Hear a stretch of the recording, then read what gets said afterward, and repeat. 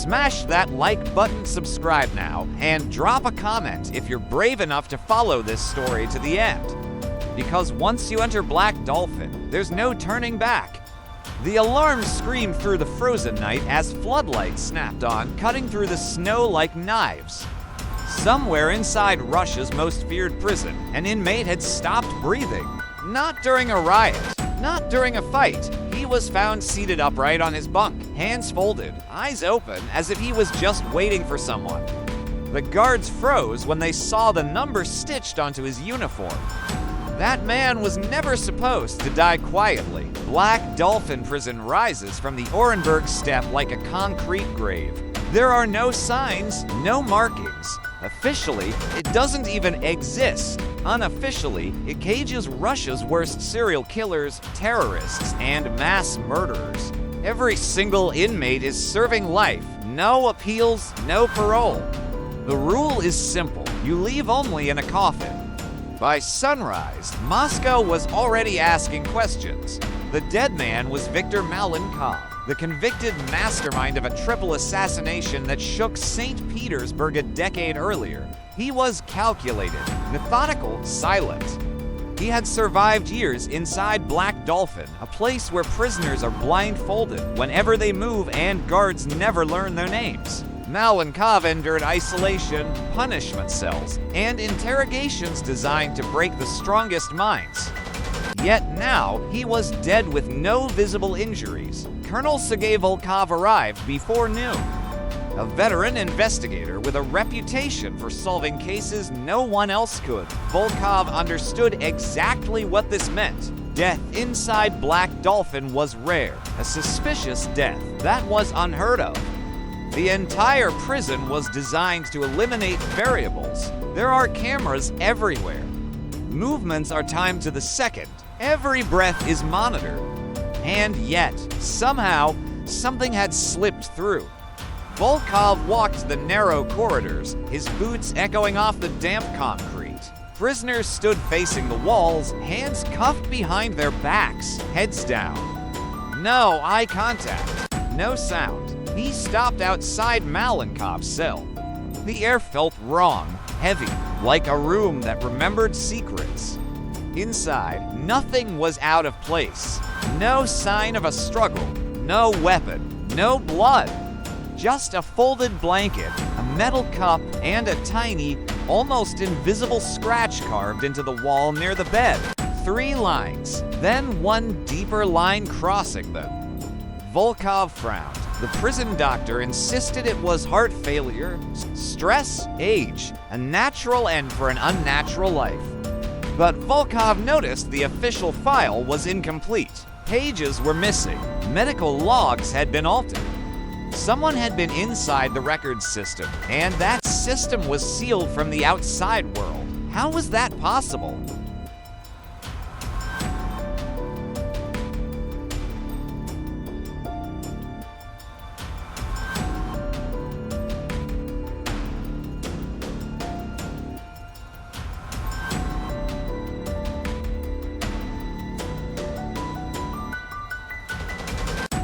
Volkov felt the walls closing in. A dead inmate in an inescapable prison, a vanished guard. Altered records in the most secure facility on Earth. This wasn't just a death. It was a message. Then a junior officer approached him, his face pale and shaking.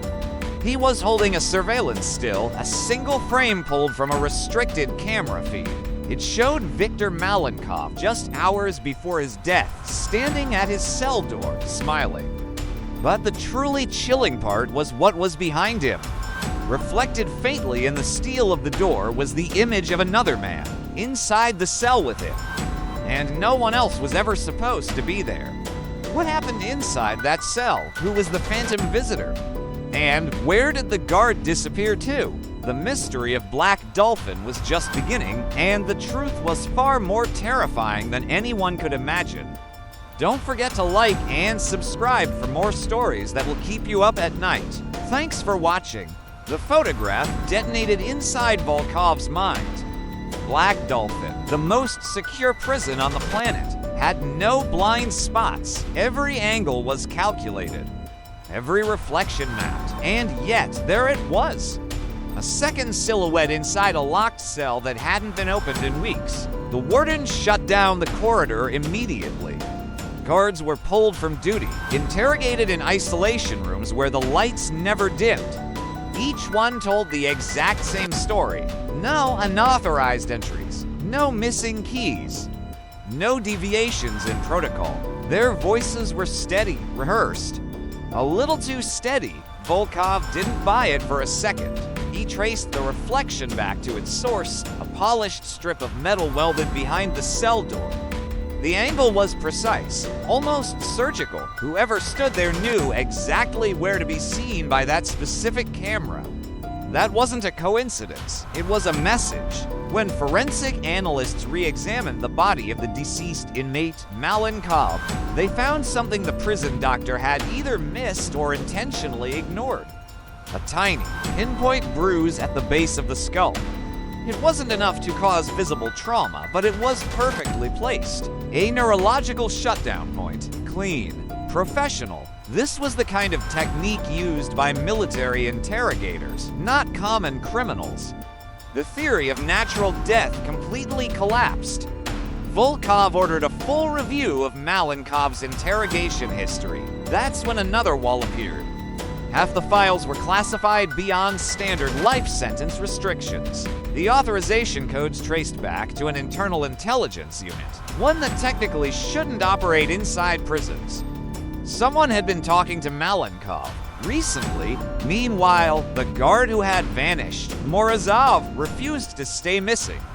His bank card was used at a gas station near the Kazakhstan border less than 12 hours earlier. The security footage showed him looking thinner, nervous, his eyes darting constantly over his shoulder. He wasn't just running, he was being pushed. Volkov realized the truth was spreading outwards like a contagion, and that made it dangerous. The prison went into a full lockdown, but fear doesn't respect steel doors. Rumors moved faster than the guards. Prisoners began refusing their meals. One inmate carved a strange symbol into his own arm, the same one Volkov had seen scrawled in Malenkov's cell. 3 lines crossed by one. When questioned, he whispered a single word before biting his own tongue until it bled. Dolphin. That night, a plain envelope was slipped under Volkov's office door. No sender, no fingerprints. Inside was a single memory card and a handwritten note. You don't know who you locked inside. The video on the card was chilling. It showed a hidden room somewhere deep beneath the prison. Concrete walls, a single chair bolted to the floor. Malenkov sat there, alive, speaking calmly to someone just off camera. "I did what you asked," Malenkov said. "I gave you the names. If I die in here, the truth dies with me." A voice responded, distorted but somehow familiar. "You were never meant to survive this place." Then the footage ended. Before Volkov could even process what he'd seen, alarms erupted again. This time, it wasn't a death.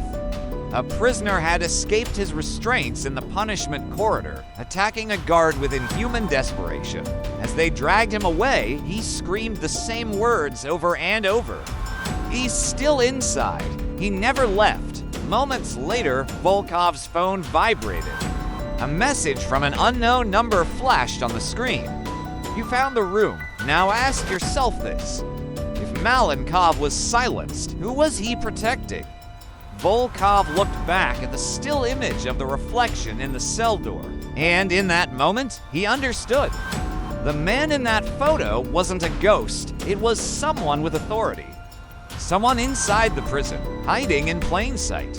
As dawn broke, the final pieces of the puzzle clicked into place. Investigator Volkov stood in the hidden room, deep beneath the infamous Black Dolphin Prison. He stared at the empty interrogation chair, the same one from the video that had started this whole nightmare. Dust patterns on the floor proved it had been used recently, despite official records claiming this chamber was sealed decades ago. This wasn't some forgotten relic of a bygone era. It was an active site, and whoever used it was powerful. Volkov began to trace the authorization trail, following it up the chain of command, one step at a time. The paper trail was meticulously hidden, but not perfectly. He followed it higher and higher, past wardens and regional directors, until he reached a name that sent a chill down his spine and made his hands go cold. Deputy Director Anton Sokolov, Federal Intelligence. A man with direct oversight authority over high-risk inmates. The kind of man who could walk into Black Dolphin without leaving a trace and then rewrite reality to cover his tracks. Suddenly, everything made sense. Malenkov, the prisoner found dead in that chair, wasn't just a monster locked away to rot. He had been an asset. Years ago, Malenkov had built a vast network inside powerful organized crime circles. He fed critical intelligence upward to the government while publicly playing the part of a ruthless, untouchable mastermind. But when his usefulness ran out, they couldn't just let him go. He knew too much. So, they buried him alive inside Black Dolphin, a living ghost still holding secrets that could destroy careers, topple governments, and rewrite history. The hidden interrogations weren't about getting information out of him. They were about making sure he never spoke freely again, about ensuring his secrets died with him. But Malenkov had made one fatal mistake. He trusted Sokolov's promise of protection. The strange symbol he'd carved into the wall wasn't a random threat. It was a countdown, 3 names, 1 betrayal. The mystery of the missing guard, Morozov, was solved that afternoon. His body was found in a burned-out car near the border. The official cause of death was ruled an accident, a tragic but unremarkable event.